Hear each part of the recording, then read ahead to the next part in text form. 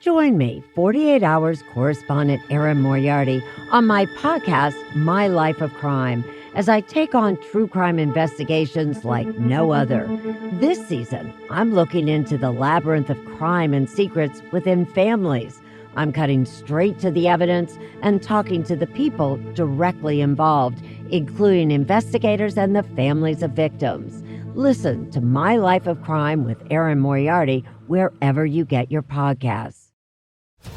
This episode is brought to you by Marvel Studios Echo. All episodes streaming January 9th, only on Hulu and Disney+. Rated TV MALV. Viewer discretion advised. Maya Lopez has betrayed her mentor, the notorious Kingpin. Now on the run, she returns to her hometown to prepare for the biggest fight of her life. Don't miss Marvel Studios' hardest-hitting series yet. An epic 5-episode event. Marvel Studios Echo. All episodes streaming January 9th, only on Hulu and Disney+.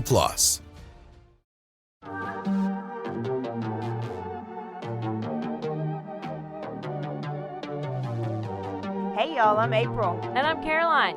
And this is your Bloody Happy Hour. Caroline, are you ready for this? This is your newest guilty pleasure. It's the bloodiest part of your week. Did we say something about it also being happy hour? Show did. Because we about to be sipping on some murder. Bloody Happy Hour.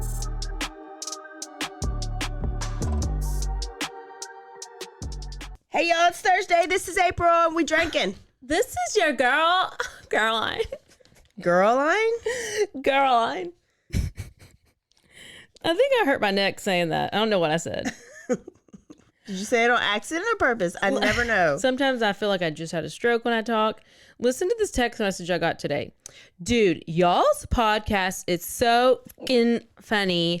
I literally live for Thursdays. Good job. Y'all are so funny together. Best idea ever. I'm so happy y'all did this. I've given reviews and I try to interact with the SM. I don't know what SM. Y'all are going to be the next crime junkie. Oh, I wish. We're a little different from Crime Junkie, but maybe she meant like on that level. Yes. I was like, okay, boo, I'm going to need you to come to the live show, the next live show we do, and tell all your friends. So that was fun.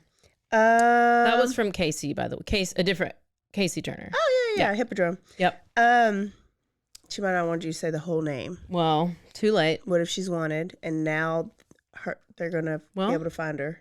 I didn't give her a location, so she's safe. Okay. Yeah. So we also got a new review. This is not a 1-star review is how it's titled. Wow. Yes. Look at us. And it says, you ladies are freaking hilarious. Literally my new favorite podcast.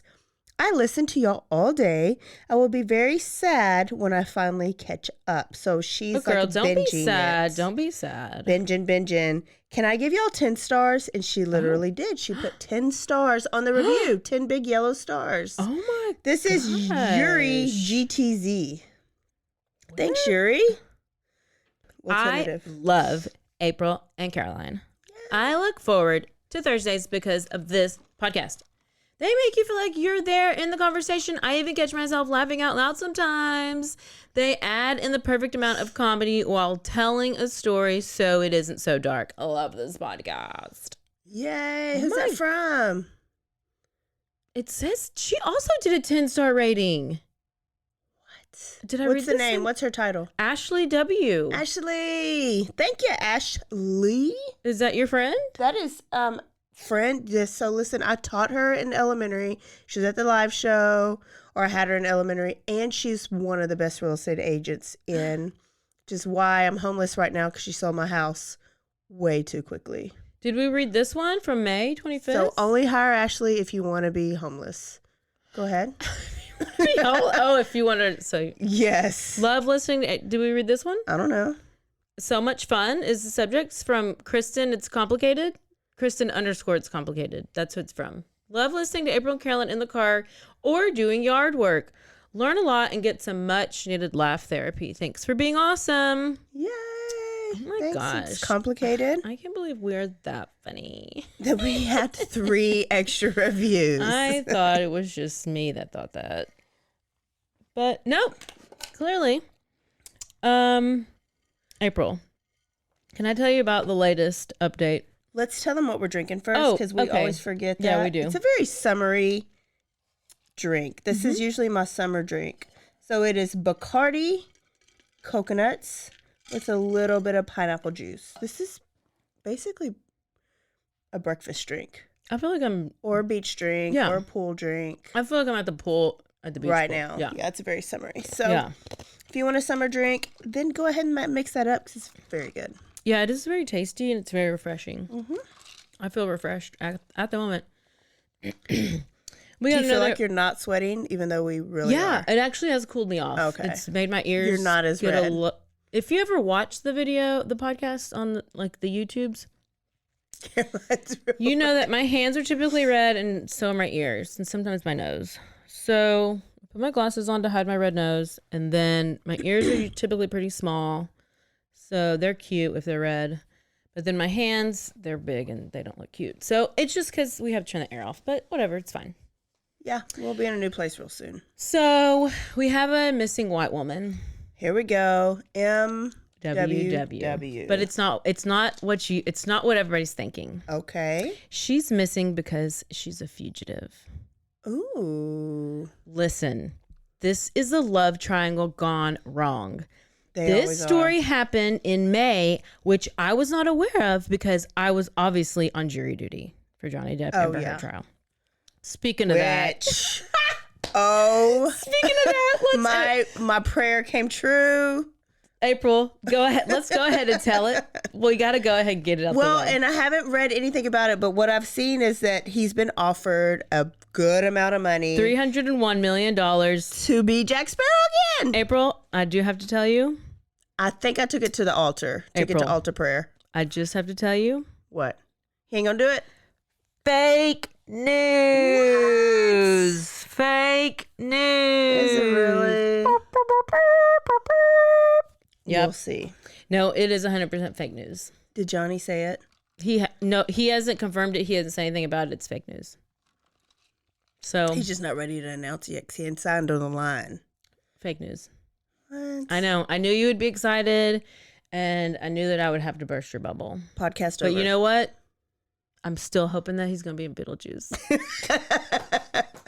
Let's talk about this every week. Literally, we literally have. But let's continue it until it happens. Until whatever it happens. I am not going to talk about it. Okay. So Beetlejuice is a classic. Anyways, back to my missing white woman who's just a fugitive.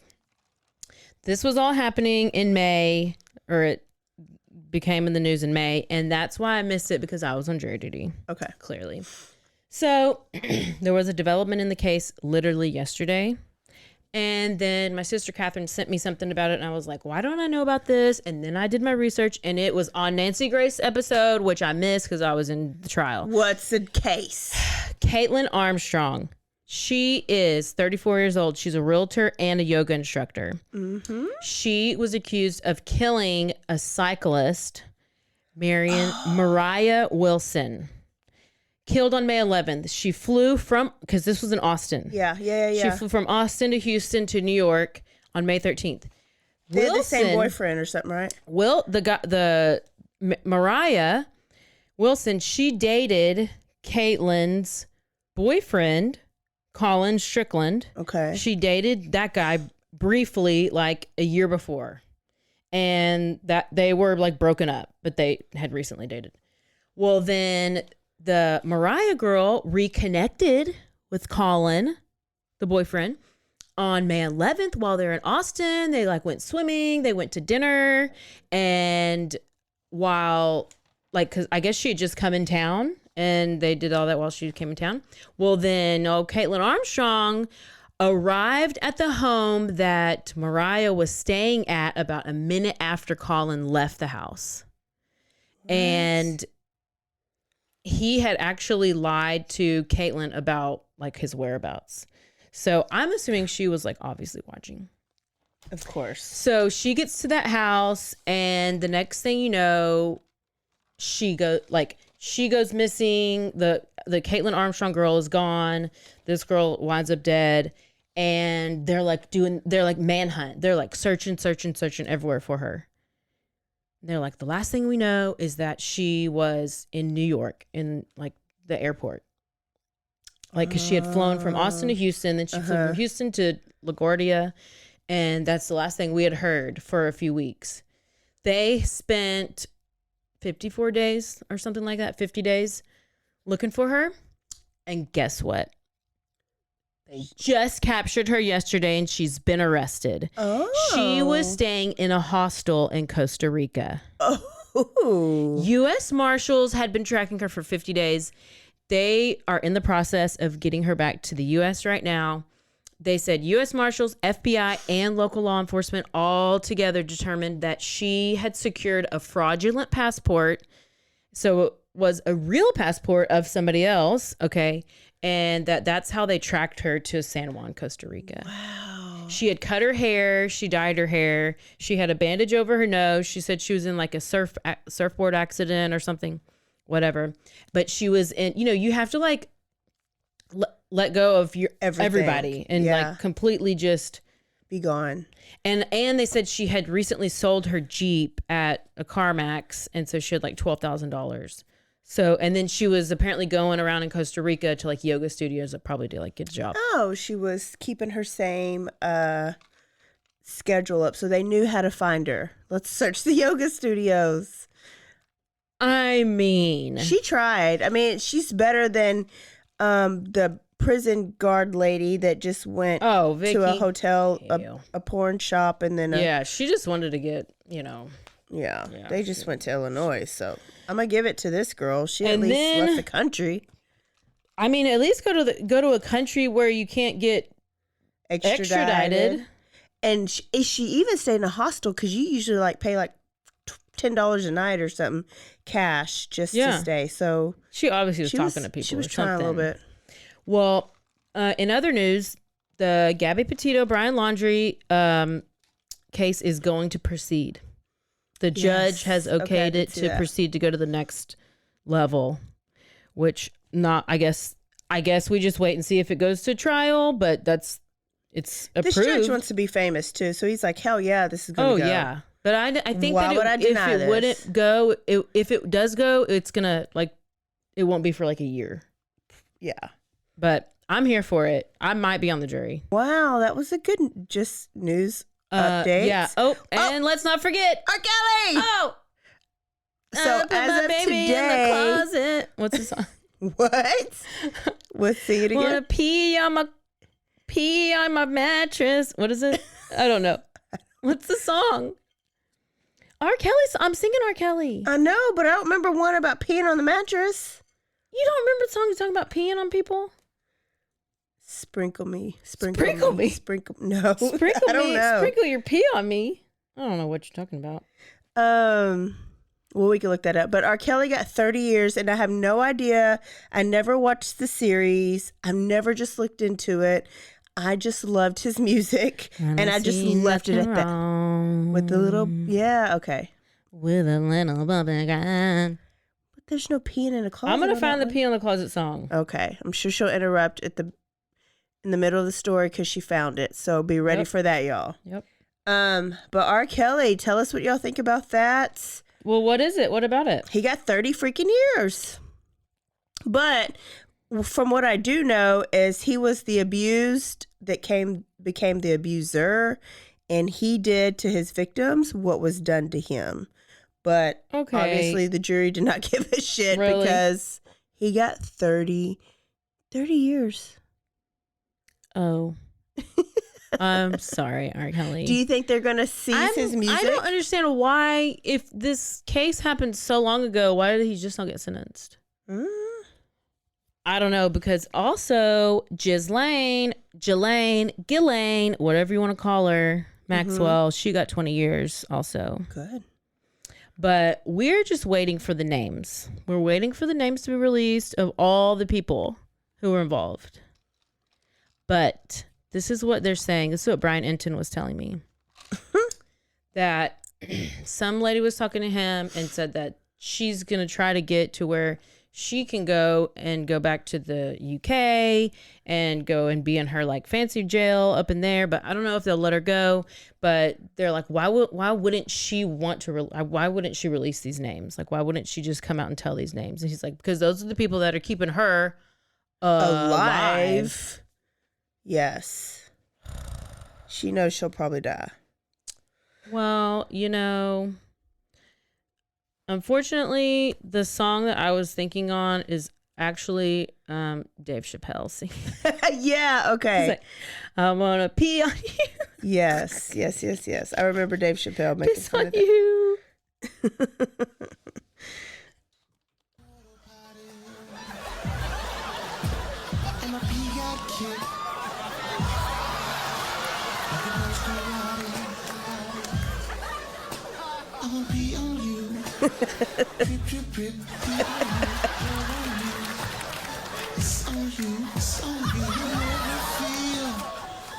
The same. Get a whiff of my Hershey stains. I can't. Oh, I love me some Dave Chappelle. He had this big old water jug he was spraying everywhere. It was real funny. Oh my gosh. Okay, well, He's I the guess that best. wasn't his song, but that was Dave Chappelle, which is just as good. It's better. April, what are we doing today? So I have confession. I am on summer break, and you would think that You would think she'd have time to do a story. to but... get shit done, but you know what? I've been living my best life. Oh. Look at my tan line. Oh, you about Was looking I like that me. white? Was I that white? You should before? see my butt. We should show everybody. You should. I've just been living my best life, and I've not had a computer open since the live show. Like since I had to write the story for this Wow. live show. Where have you been living your best life? Just not on a computer. I've just been at the lake. I've been at the pool. I've been binge watching shows. I've just had this freedom. Well, I mean, I'm happy for you. I know. But because I've been living my best life, I've not researched, but I do have a story ready. And this was a story that was done at the live show. So some of y'all have heard it. Most of y'all have not. So I'm going to take you guys to Clifton, Texas. Here we go. This is a wrongfully convicted story. And I haven't even reviewed it, so hopefully I know what I'm talking about. I'm All sure right. you will. Let's go down the road to Clifton, Texas. If you're not from Waco or the area, it's probably about a 25-minute drive from Waco. This guy's name is Joe D. Bryan. In my opinion, this is a wrongfully convicted. If you look up some wrongfully convicted podcasts, his name, like his story is one that's on there, but there's still a lot of people that don't think that he is innocent, think he's guilty. So let's tell you the story. So Joe and Mickey Bryan, Mickey was his wife, and they lived in Clifton, Texas together, and they lived their best wonderful life.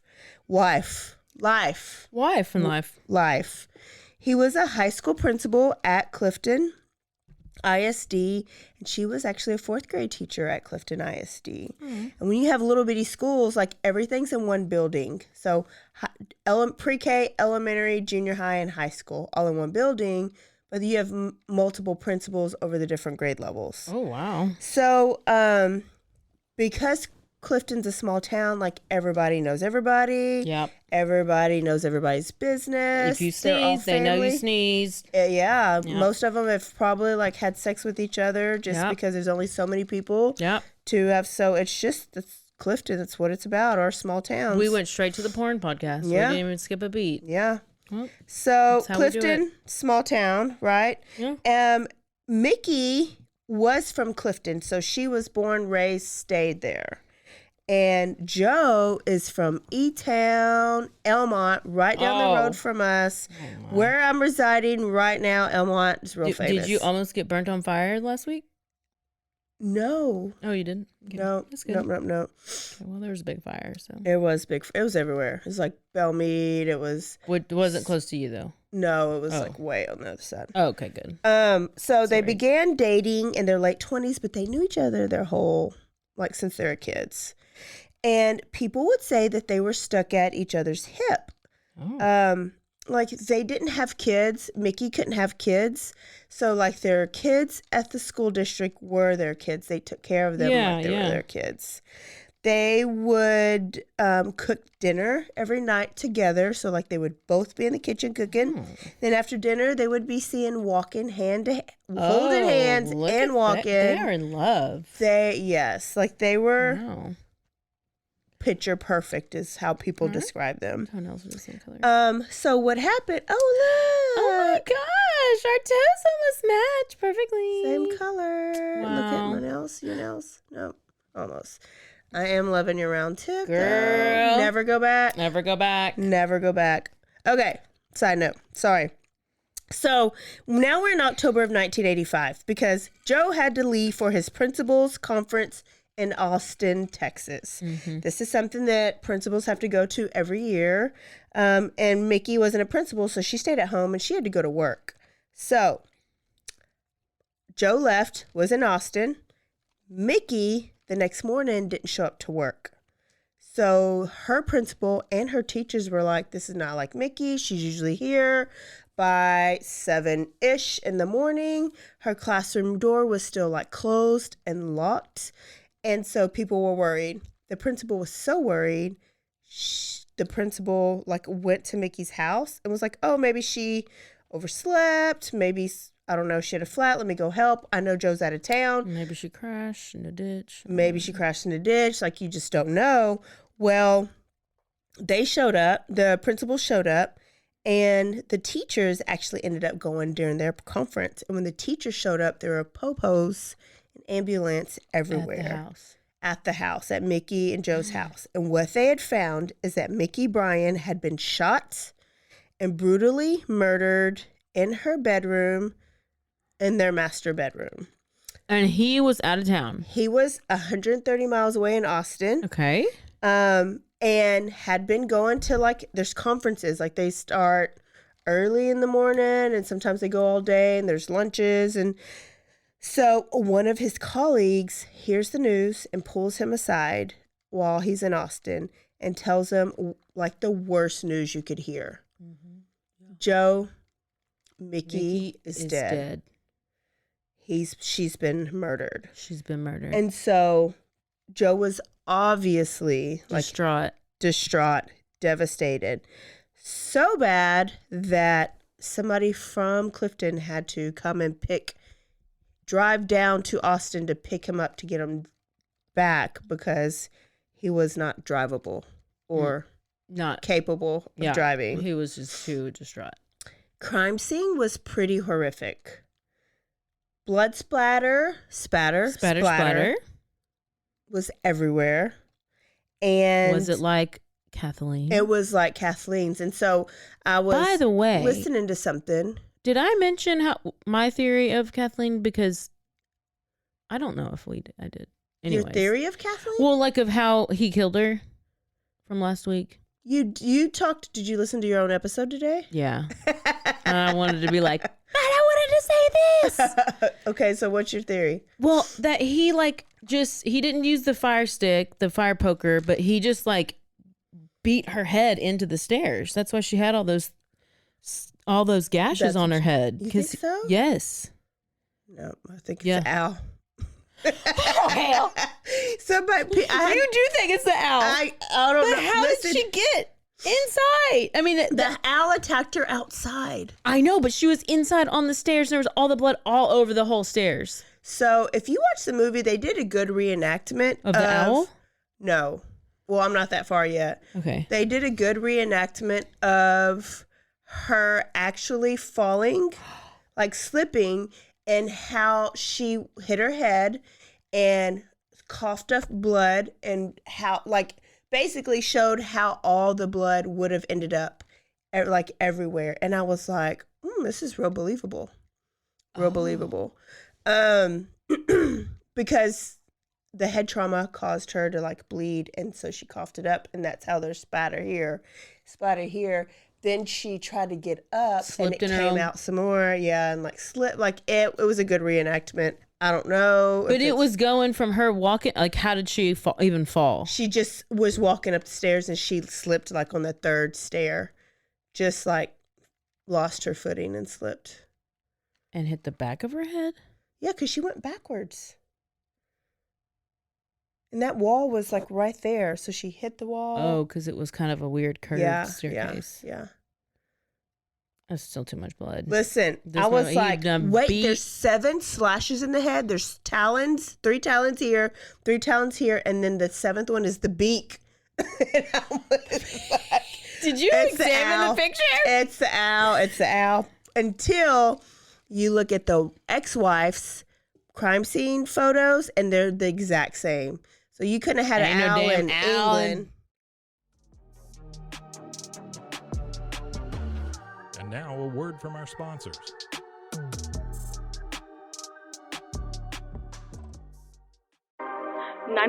What's your emergency? Do you hear that? It's coming from the house. It's coming from inside the house? Do you mean? Could it be? The Poltergeist. New from Rogue Media. 2 haunted hotties talking about haunted places. Every episode, we dive deep into the darkest places and give you a bit of history. We're getting spooky in all the right places. You've gobbled your last ghoul. Follow along for the craziest and spookiest stories with Debbie's Dark Tourism. The Stanley Hotel, Winchester House, the Alamo, Hotel Monte Vista. and more spooky places. Find us at _Poltergals. POLTERGALS. Look over your shoulder. It's us, The Poltergals. Wherever you consume the podcast, you can find us there.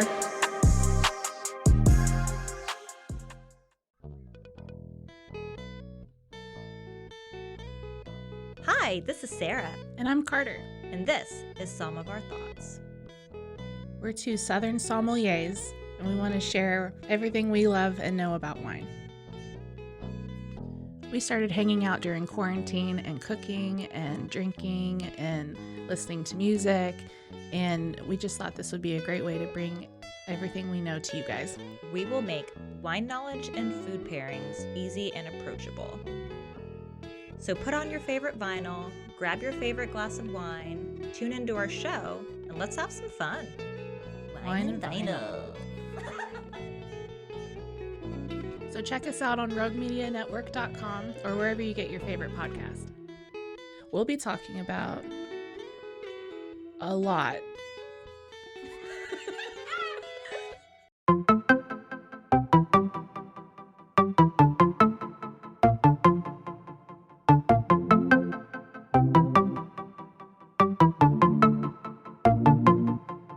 Welcome to One Star Rewind, a new podcast about those dreaded one-star reviews that every business owner hates to receive, but yet every customer loves to read. During this podcast, we will peel back that one-star review to better understand how it happened, when it happened, and what the business owner is doing after receiving that one-star review. This podcast will be about love, hate, and laughter. On One Star Rewind, we will meet with real business owners who will tell their stories and how they do rely on reviews for their business. Follow us on Facebook, Instagram, or download us at roguemedianetwork.com. Please subscribe, but only rate and review for not a one-star review. Join us each time for a new review and a new story.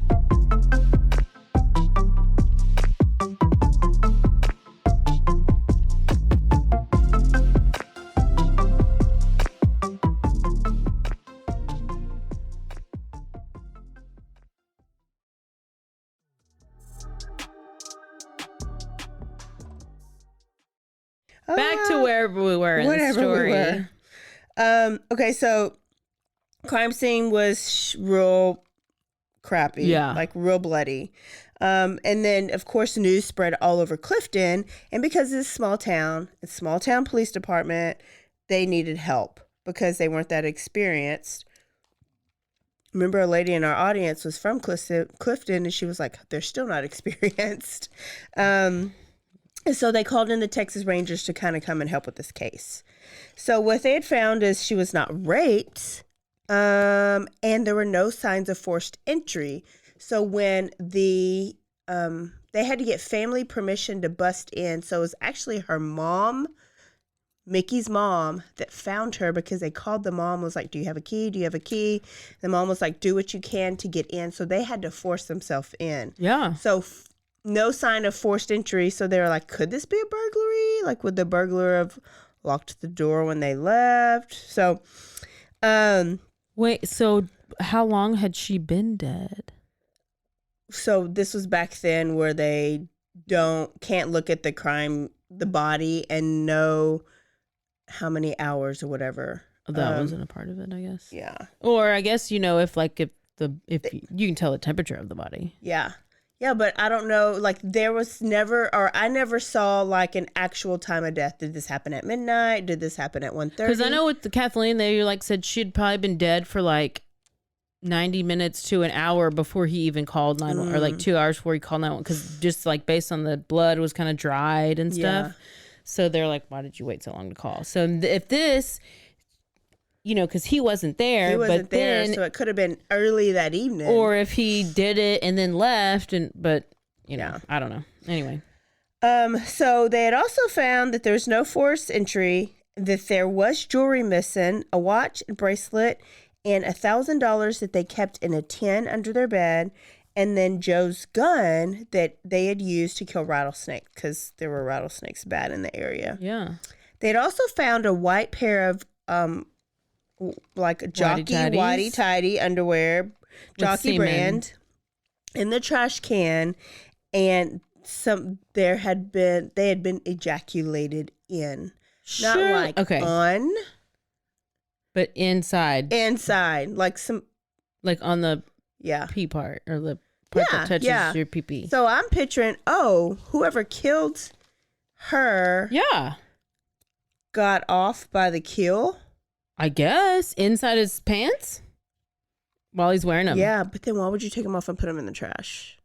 I don't know, but like, do they not track whose it is? I'll tell you, they threw it away. This is 1985. Yeah, but they could save it. That's how they caught the Golden State Killer. Yes. Or maybe not, but yes. I don't even know if it's still familial part of it. DNA.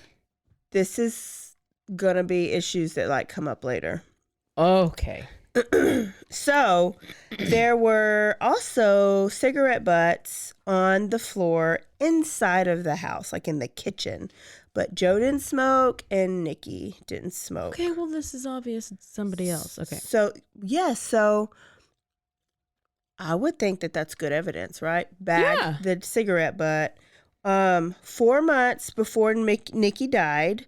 So, of course, the town of Clifton's going crazy. There was a policeman that was on the scene that convinced the other people on the scene that cigarette butt is not part of the crime scene, that he had actually accidentally brought that in from outside. It was on the bottom of his foot. So it's unrelated to the crime scene. So they never bagged that cigarette butt. Great job. They were trying to say that a police officer had that stuck on the bottom of its foot, on the bottom of its shoe, and walked it into the the house, and then it all of a sudden fell off in the house. In the house after it's a police steps. officer. One of the officers is the murder. So and he's inside, so he's covering up all the evidence. Yes. Figured it out. So 4 months before Nikki died, there was another murder in Clifton, and there's never any murders in Clifton. So it's kind of like Midlothian. Remember, Missy Beavers died, and then somebody else died, and the cops didn't know what to do because nobody ever dies. Well, this one was a murder of a 17-year-old sophomore in high school. And the only people that really die in these small towns are like meth addicts, right? Or like drunk driving. Or like a meth lab is blown up, or somebody overdoses. It's not like murders. Yeah. This little girl's name was Judy Whitley, and she wanted some snacks, so she walked to the local grocery store, which is a little small town grocery store, and she never came back home. They searched, like the police panicked. They searched for her, and when they found her in a wooded area, like just a couple 100 yards away from the grocery store, and she was raped and murdered, and she had died by asphyxiation. So she was smothered, suffocated, something. Then a tip came in. So police were like, who did this? What's going on? Whatever. A tip came in to the police. And this tip said that Judy, the sophomore girl, had a diary that she might have been dating somebody that her family didn't know about, seeing somebody, and that she would have written about it in her diary that she kept at her grandmama's house. Okay. So tip came in. So what do you think's going to happen? Like, they want to go find this diary. Yeah. So they pull up to the grandma's house, and there was one cop already there on the scene, like he's about to go in, and then the house like blows up in flames. Exploded? Explodes like by like a bomb. It went off like Hiroshima. Hiroshima.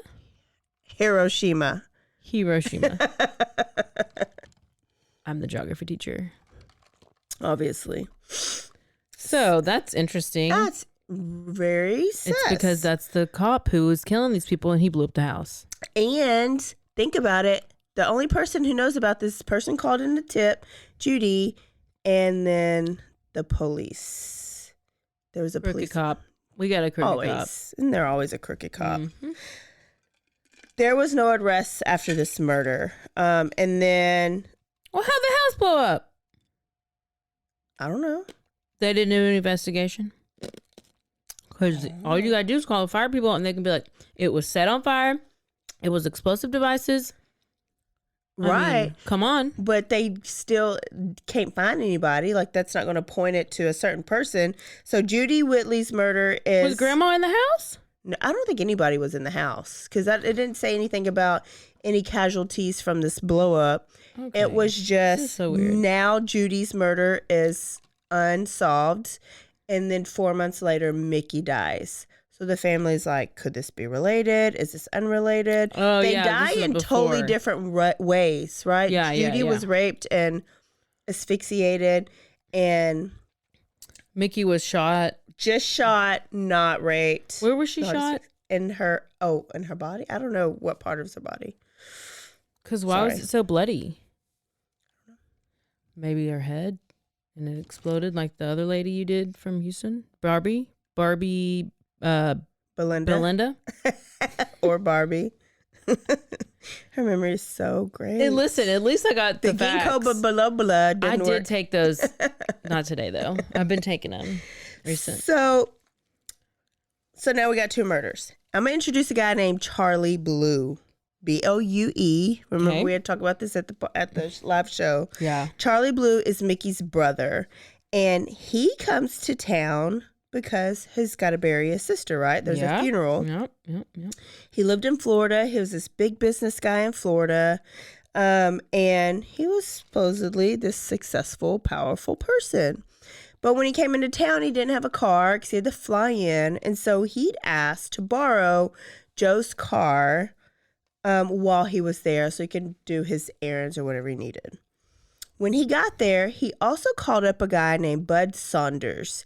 Bud, this is his former friend, or his friend, but Bud was also a former FBI agent.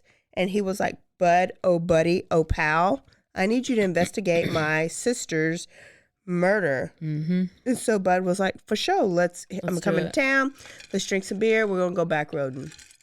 So that's what they're doing. It's what you do in small towns, the best time of your life, right? Mm-hmm. And they're back roading. And they're riding around, and the story is that they had to take a leak. So Bud had to pee. So they pull over on the side of a country road, and Bud peed. And when he peed, he accidentally stepped in some mud. Oh. So, sure, Joe has a towel in his trunk. So they open up Joe's trunk. So remember, they're driving Joe's car. Mm-hmm. And in that trunk, while they're looking for a towel or a rag, they see a flashlight with brownish red speckles on the lens of the flashlight. Mm-hmm. So Charlie Blue's like, is that blood? And Bud Saunders is like, I think that's blood. So they go home and they call the police, and then the car's getting processed, right? So the car got processed. They searched it, and they grabbed that flashlight, and they bagged it. And Charlie didn't say shit to Joe. He just drops the car off back at Joe's house and was like, peace, or wherever Joe was. Yeah. Gave it back to Joe and just said, peace out. So Charlie had the car for a total of 5 days. And during that 5 days is when the police found the flashlight. This flashlight with supposedly blood spatter on there. Joe got his car back, and Charlie's an asshole because there's no gas in it. Rude. So he's, real rude. So he's like, let me go get some gas. It's probably like 77 cents a gallon. Oh, for sure. But this is an old car to where you need to put some like fuel shit, like injector stuff in there before you put gas in it. Like it makes the gas go in there smoother. So it's basically like lube?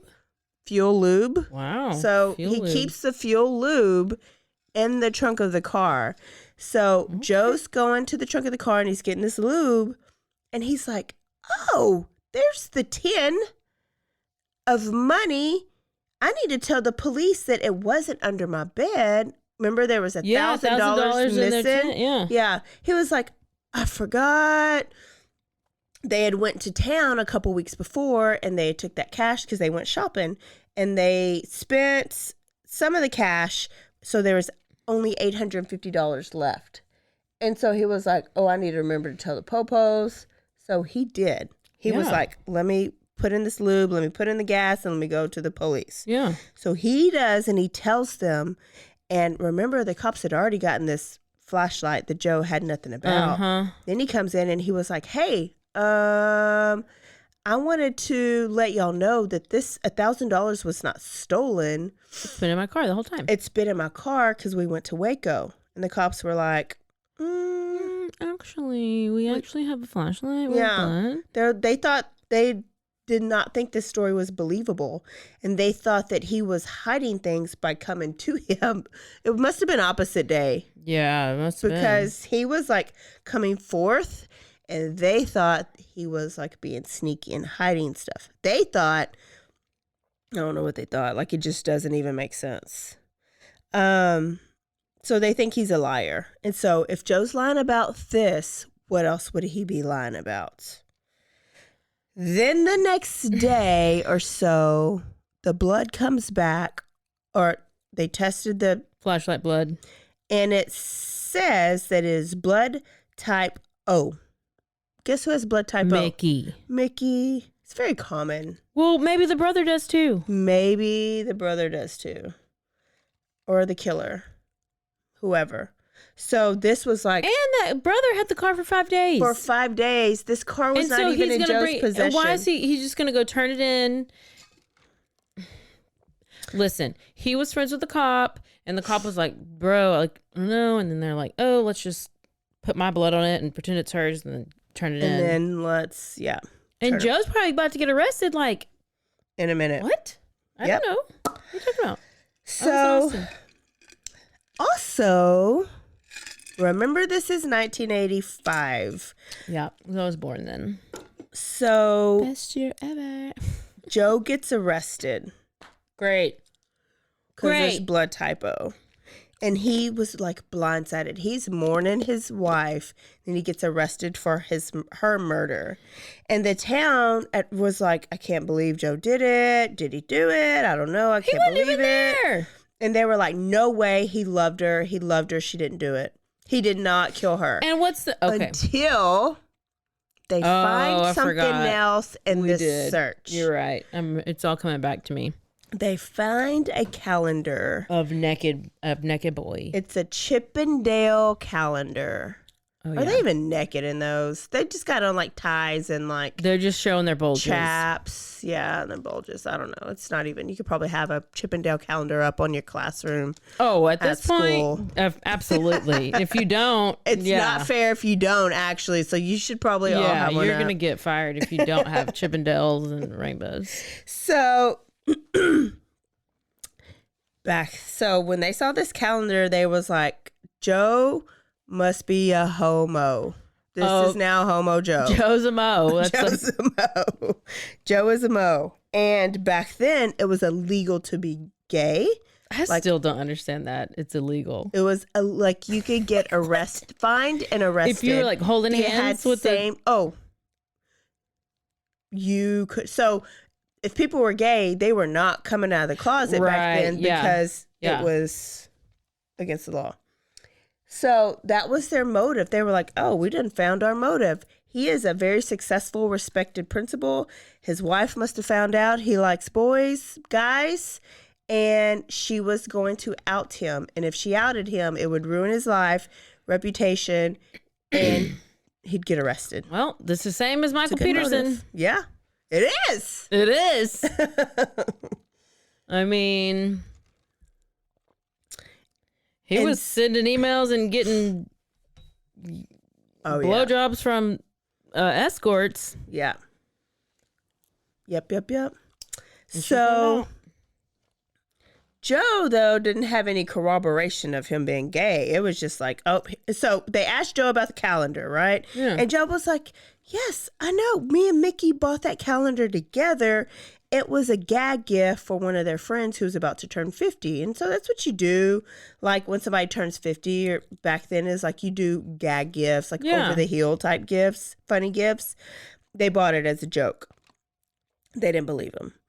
And so this is a motive. And then the people in Clifton are kind of like turning against him now. Because if you're gay, you must be a murderer.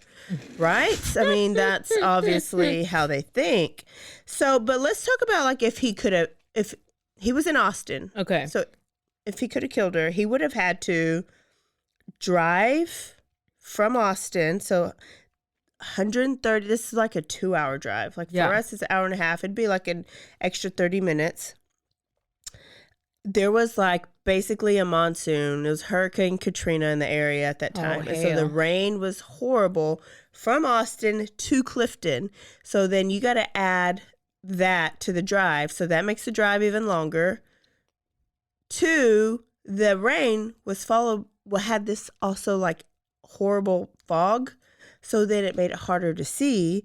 And then Joe had an macular degeneration.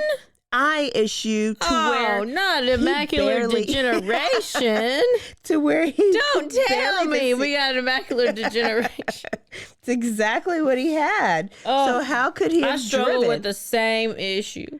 Listen, I got it right now because I think my contacts are on backwards or inside out or the wrong eye because you're on like summer and you're living your best life. I don't even know which eye is right and which one's not. No.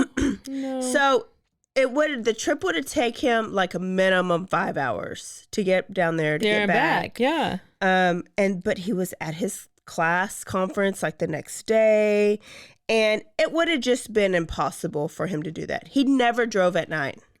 He had macular Barely degeneration. drove because he had macular degeneration. Yeah. Let's say that 4 more times. Okay, I will. So there's his documented vision problem. Like it's not just like him saying, "Hey, I got MD." Yeah. It's like documented. Like the ophthalmologist confirmed it. Macular degeneration. So then, when shit hits the fan, who starts talking? Word gets around to the barflies and the Baptists. My mama's phone starts ringing off the hook. Everybody's talking, and they're like, if Joe killed Mickey, then Joe obviously killed Judy. Oh, hell.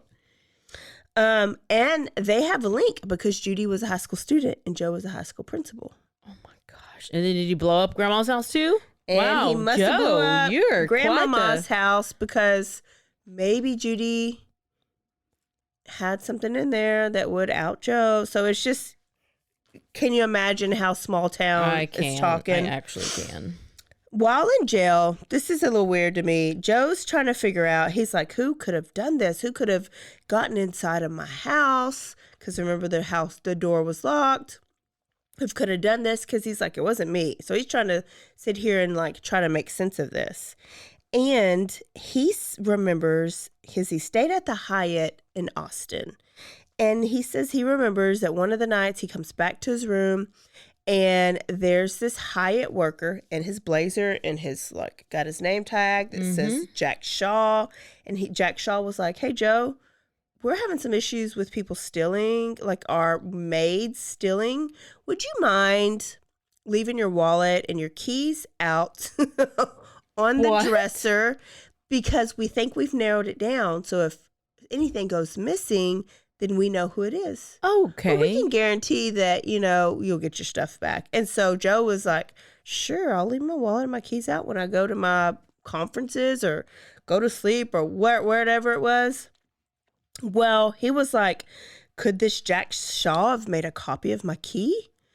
Like, is that the key to my car, the key to my house? And is that how they might have got into the house?" Like, he was just wondering and wondering and wondering. So he was like, "Let me call Hyatt."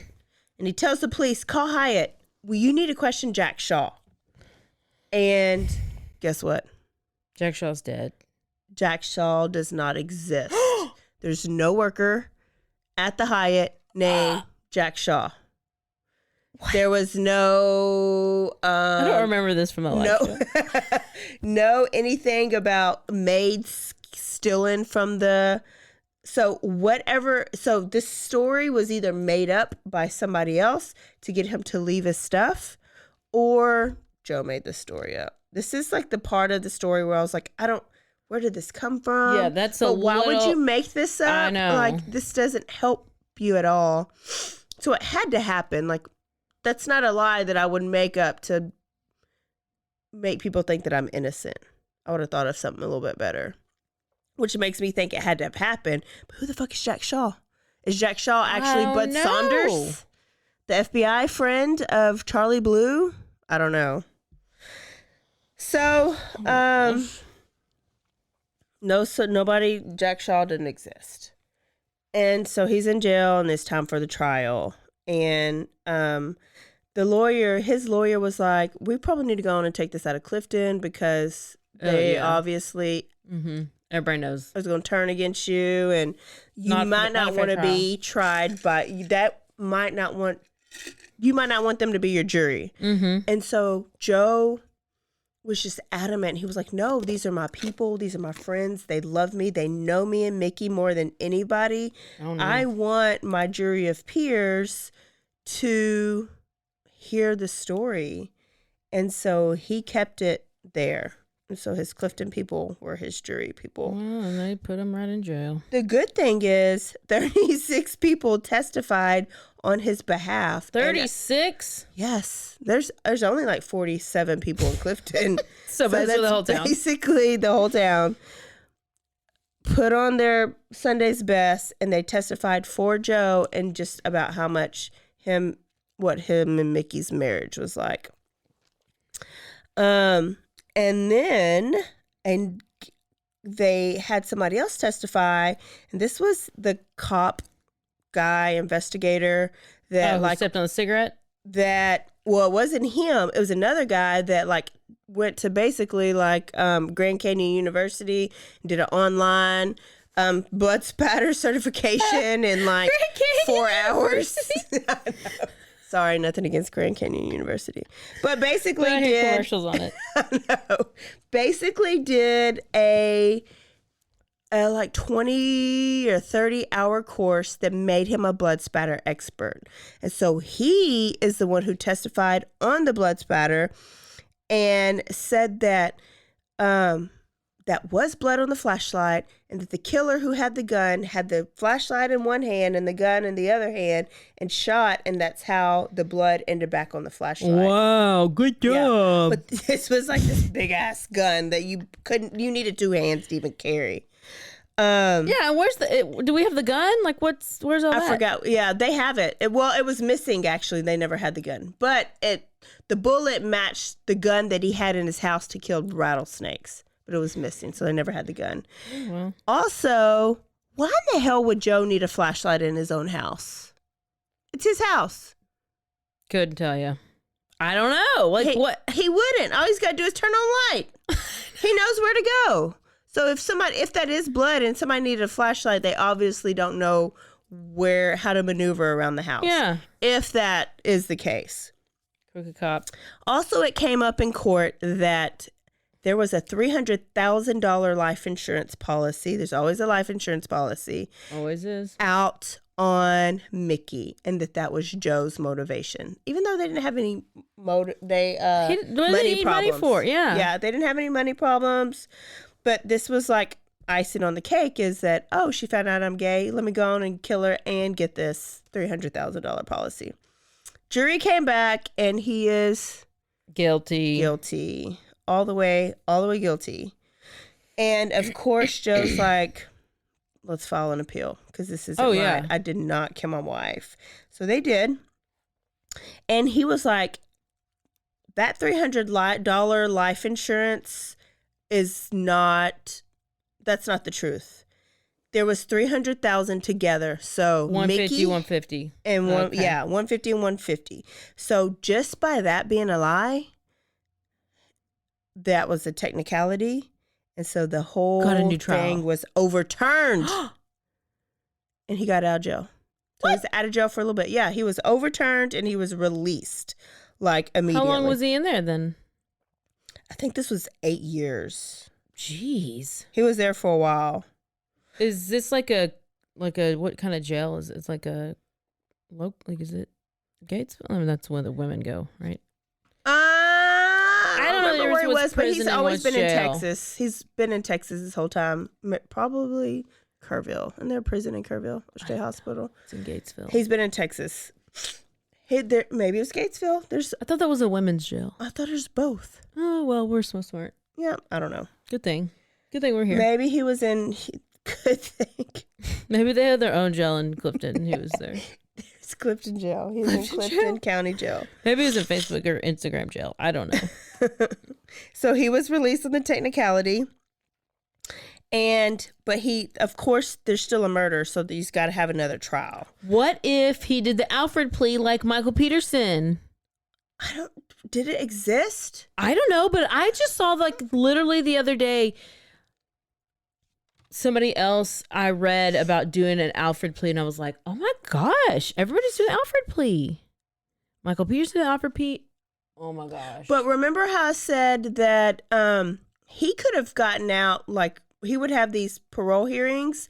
If he would have just said, I did it and I'm sorry, he would have been able to get out. That's what it, yes. Right. But you have to say that you're guilty. And that he refused to. He said, I would die and rot in prison before I say I killed my wife and I didn't. So that's what kind of made me think, well, maybe Michael Peterson is guilty. Oh, for sure. Because he could fix his mouth to say that. But I would probably, just to be free, I would probably say it too. Like, stay in jail and like keep your integrity, or get out, be free, and some people think you're a liar or a killer. I don't know. I don't know what I would do. But so they have a second trial. It depends on how bad the jail is. Yeah. Like if you got friends and you're like, okay, I'm living my life. Michael Peterson probably liked it because he probably got all the penis ever. So why did he want to get out? So at this trial, it was basically the same trial, but a little bit worse. Like he had the same judge, different jury, but all those people, remember those 36 people in Clifton that testified for him? They did not anymore because it'd been so long, and they're basically like thought he was a murderer. Yeah. So they didn't want anything to do with that. You gonna top yourself off? Maybe. So then the jury came back with another guilty verdict, and he goes back to jail. So now he's been tried and guilty twice for the murder of his wife.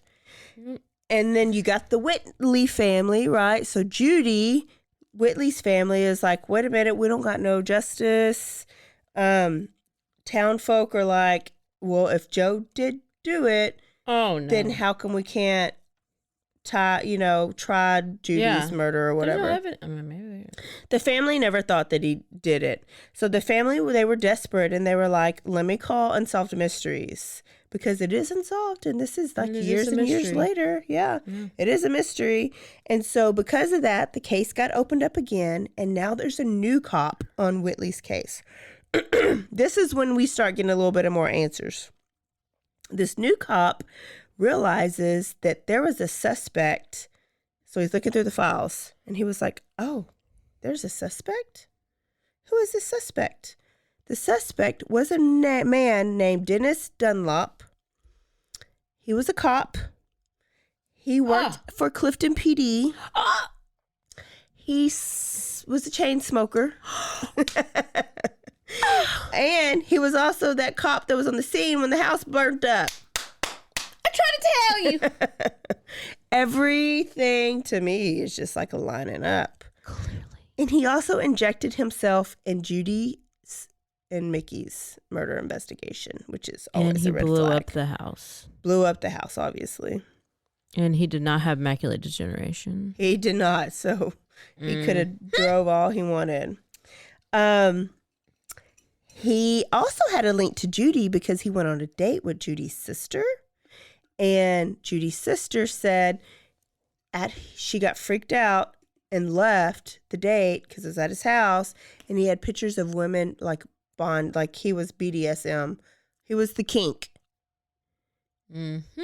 LGBTQIAPK. K is the kink. There was like pictures of women in bondage on the walls, and she was like, "Oh no, let me go," and she never talked to him again. Oh yeah. He was also known for like being a pervert in the town, and he would like verbally assault like women, and also would get overly obsessive with women. Okay. So he had a lot of like weird allegations. Yeah. And then having a connection to Whitley and being a suspect, they gave him a lie detector test back then. Wow. But he passed it. I'm sure he knows how. Anybody could. All you gotta do is step on a nail. Step on a nail, according to Dirty Chad. Yep.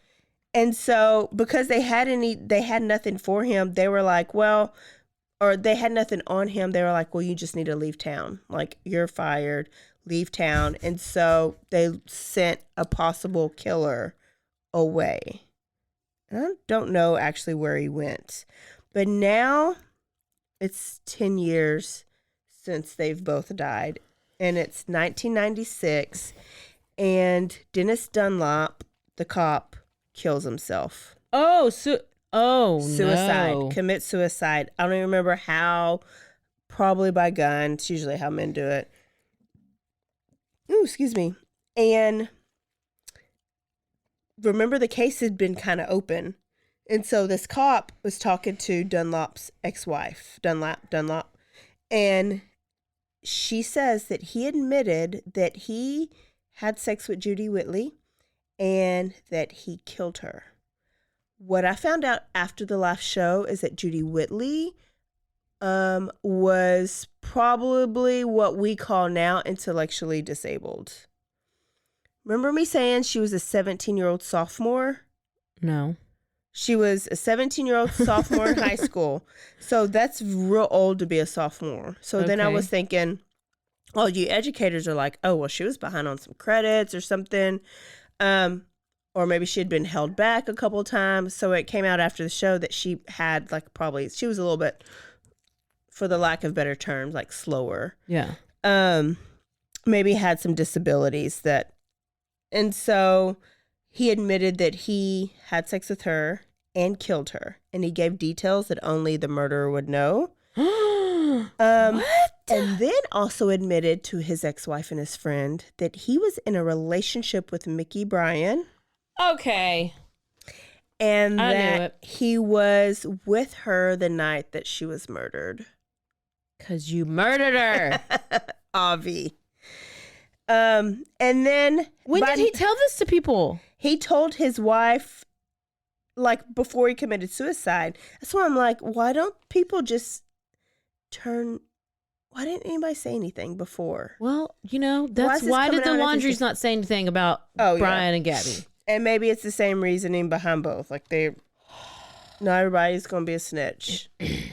Snitches get stitches and wind up in ditches. Okay. But you know what? Sometimes you got to be a snitch. Sometimes you got to. Well, and then in 1999, they announced Judy Whitley's killer as Dennis Dunlop. But he was already dead. But at least and he admitted that he was friends with Mickey and was there the night that she died. And then Joe's still in jail? That's what Joe's family's like. Joe's family's like, okay, well, what about the second half of this supposed confession? It's pissing me off. And he's sitting in prison. and is probably innocent. So they go and hire a real famous guy in Waco, Texas. We've had him on the podcast, named Walter Skip Reeves. Do you remember this? Hey, of course. Sup, Walter? And this is now 2013. Here's what's crazy. The family know nothing about Dennis Dunlap's supposed confession for like 10 years. What? Yeah, so he's just spent an extra 10 years in prison. And they're like, oh, we knew about this in 1996. Why is it 2013? And we're just finding out. So they hire Walter Skip Reeves and his badass, beautiful intern named Jesse Freud.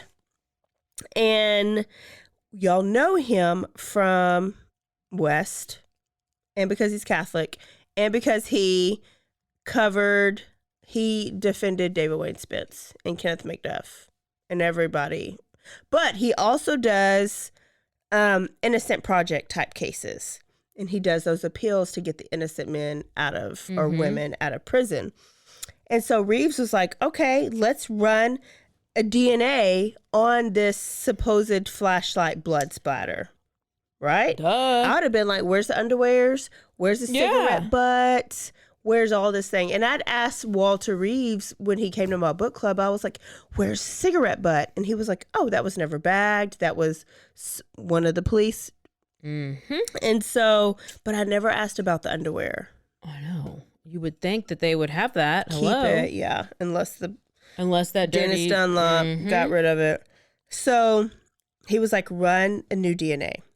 And the DNA test came back, and it was not, one speckle was inconclusive, and the other one was not even blood. It was mud. There's no telling what it was. It was ketchup. It was ketchup. It was not even human blood. So Reeves and Freud are like, a judge needs to hear this. Let's go to the judge to see if they can get him out, get him a new trial or something. So they go to the judge and they're like, he was convicted on this blood, and it's not blood. And the person who said it was blood went to Grand Canyon University and got a blood splatter degree. It's not a real one. And that the science that we use is actually fake science, has been debunked since then. Yeah. And even the guy that did it wrote a letter and said, sorry, I did it wrong. Screwed up. It was my very first one. So he graduated, and the next day he thought he was good enough to like put somebody in jail behind something he didn't know how to do. So all of that, and the judge should have been like, release him. 100%. But judge says, sorry, it's not enough. It's not enough. What else do you need? That also brought up Dennis Dunlap, and they were like, here's this video of Dennis' wife saying that he confessed to being with Mickey, and nope, not enough. And so he was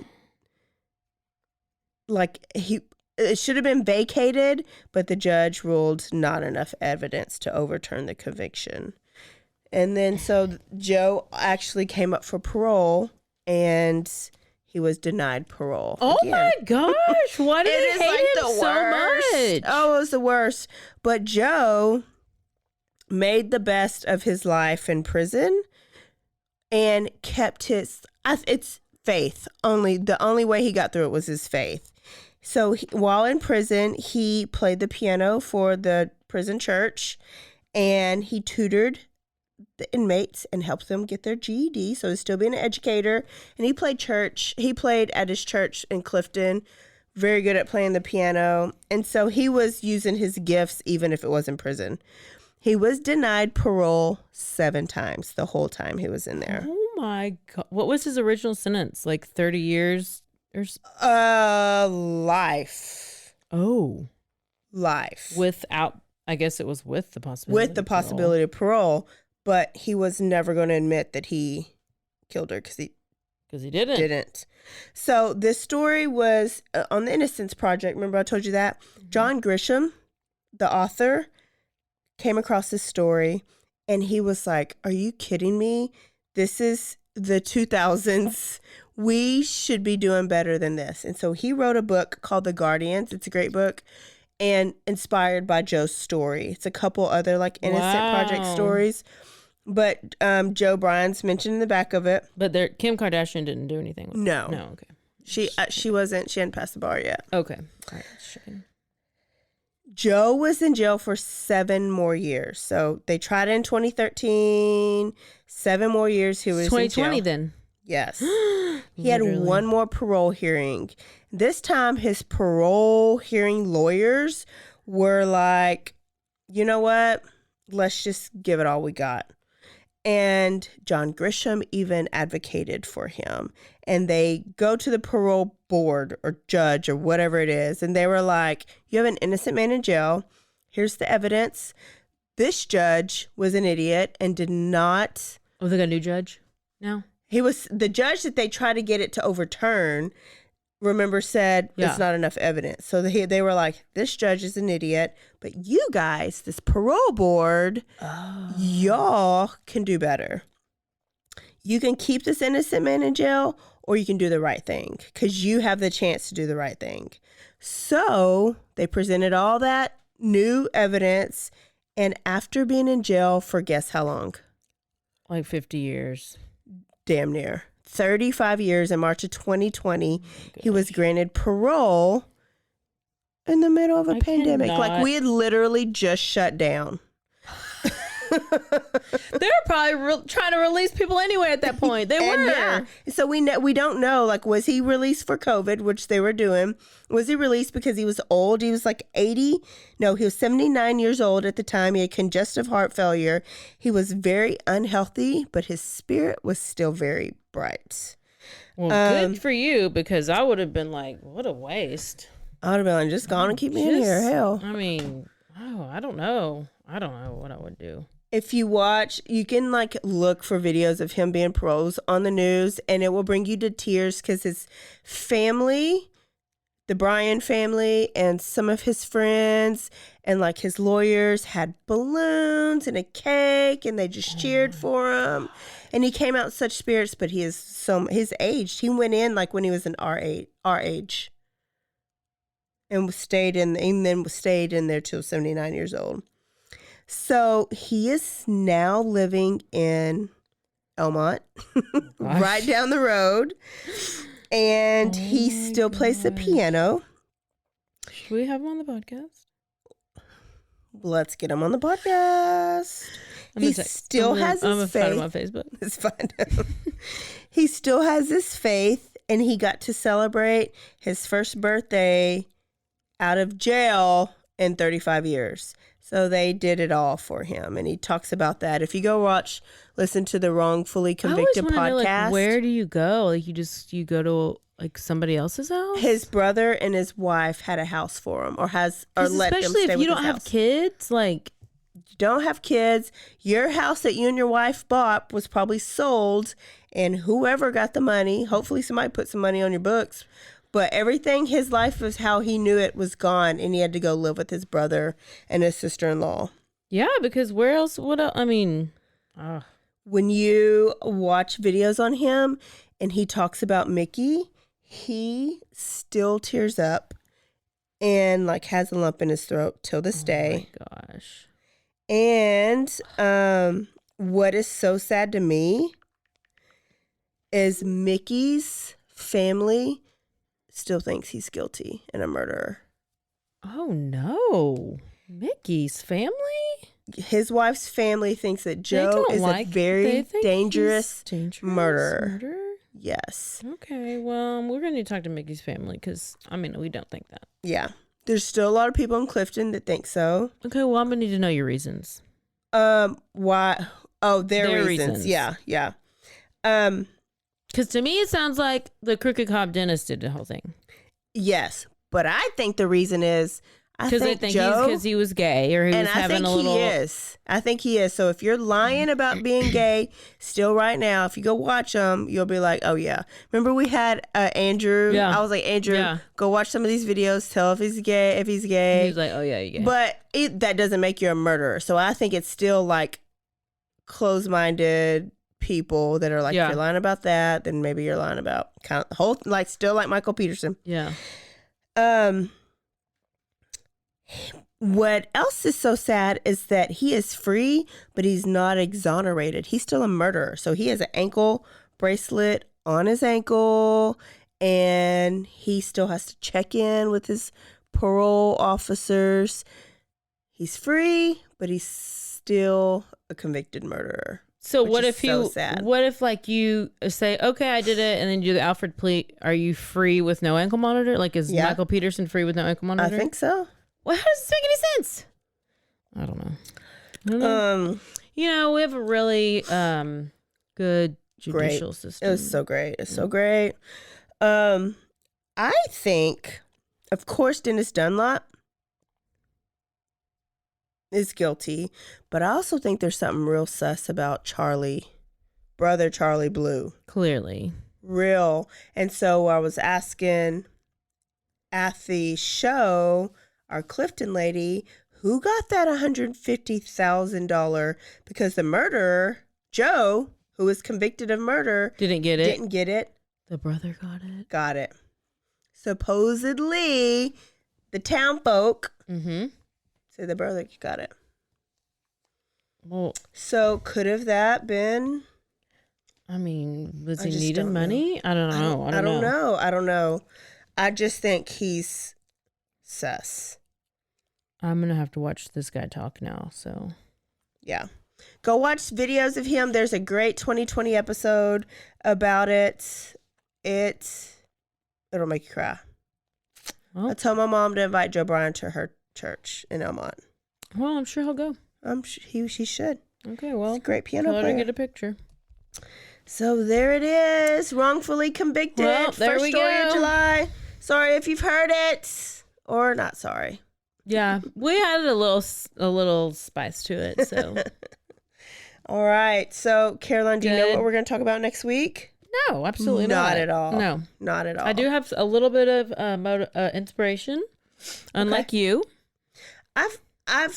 I know who I'm going to talk about. I just hadn't been inspired to open up my computer and type it up. But I have been listening to podcasts. But it's a great story. Okay, well, but I just can't make myself type. I've got some good ones that are just real random and like crazy. Good. So random month. This is exciting. Send us. And we may have a guest on soon. Yeah. He's pretty famous too. Maybe. He's a pretty famous. And we may have another live show. I don't know, coming up maybe. Yeah. Mike's trying to convince us to do another live show. And I'm not ready to commit yet. August 27th, maybe. He says it. Write it down in pencil. Start saving so your you pennies. Can erase it. Start saving your pennies because we're charging for this one. This one ain't free, bitches. Yep. Nope. Trying to make some money so I can pay for this house. I don't know. Wait, I thought Dirty Chad bought you the house on his VA loan, even though he was barely in the military. Yeah, I wish. Another lie. He's retired, so, you know. So, y'all, this is it. We will see y'all in 7 whole days next Thursday. Don't forget to stay aware, stay alive, and always be DTF. Bye, y'all. Bye. Go give us some reviews. We love reading them. Bye.